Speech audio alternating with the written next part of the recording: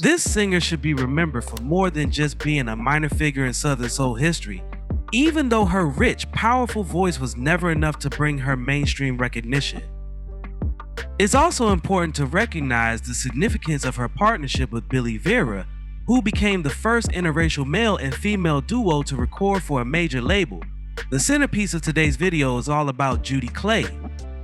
Now before we start, let's be sure to leave a like on the video, subscribe to the channel, and push that notification bell to be sure you won't miss out on any more content. Now, without further ado, let's cue that intro.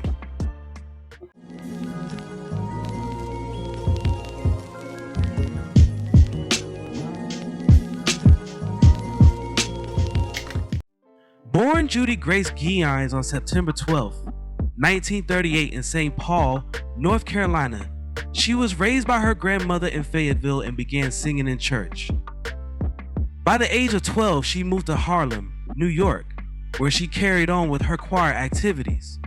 By the age of 13, Clay was taken in by Lee Drinkard, who was a member of the well-known gospel group the Drinker Singers, which also featured Drinkard's sister, Cissy Houston, and daughters Dion and Dee Warwick.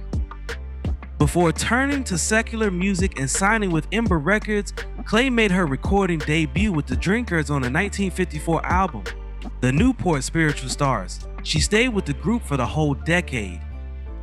Here she released her solo debut single, More Than You Know, in 1961.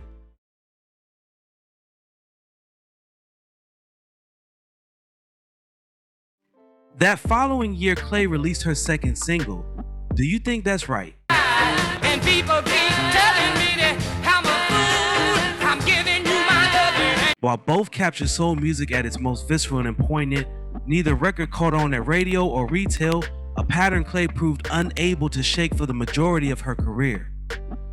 In 1963, she signed to the Levette label, teaming with Little Lee for the duet, Every Day Since You've Been Gone.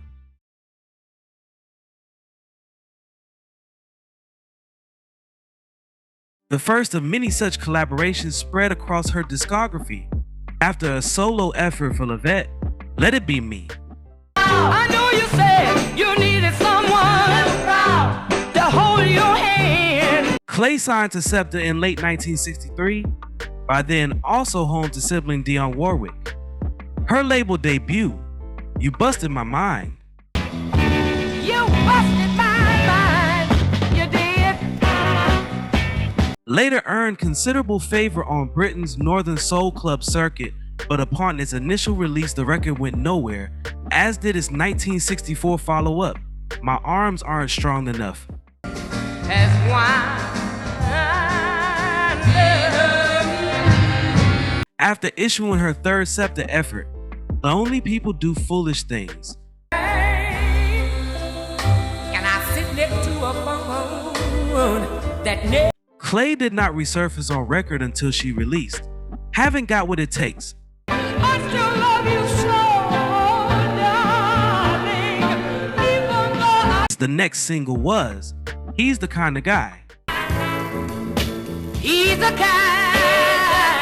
of guy. After this release had terminated her contract, she went on to issue a one-off single for Stax, You Can't Run Away From a Good Heart. And he takes the rest somewhere else. Yes, he does. But his little Producer Jerry Wexler of Atlantic Records then teamed Clay up with blue-eyed soul singer Billy Vera, who had previously cut a few obscure singles for the Cameo label. Their debut duet, Storybook Children, seemed poised for success. Both civil rights activists and patrons of Harlem's storied Apollo Theater praised Clay and Vera for their performance and commitment, but network television executives would not give them the airtime needed to propel music into the public eye. Moreover, Clay was pregnant at the time with her first child by her husband, jazz drummer Leo Gatewood, and many people wrongly assumed Vera was the father.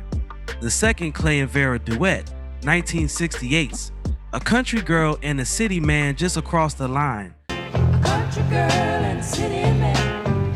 We can find, it's groovy. Likewise stalled on the charts because of corporate myopia And after an additional Atlantic collaboration, When Do We Go?, the singers went their separate ways. How will we get there? Clay immediately inaugurated a new partnership with longtime Stax artist and writer William Bell, scoring the biggest hit of her career with the bluesy ballad, Private Number. But my love for you, girl, still remains the same. In between their follow-up, My Baby Specializes, Satisfied. Oh, my baby's best. Clay cut a solo single, Remove These Clouds.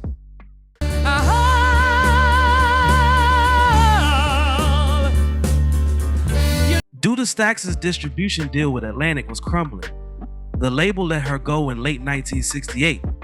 Her reunion with Vera lasted long enough for them to work together on one last song, Reaching for the Moon.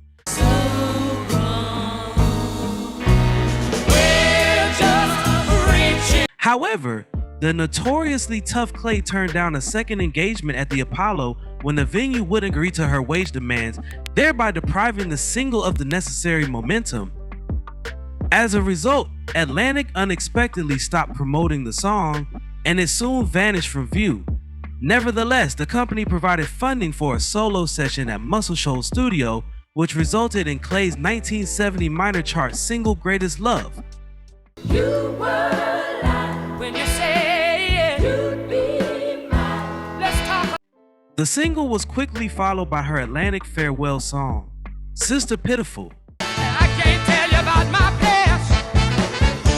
Trouble seemed always last. Clay carried on touring and doing studio work until 1979, when she swore she would never again perform secular music after a successful brain tumor removal procedure. Clay devoted her life back to Christ and became a licensed evangelist in 1990.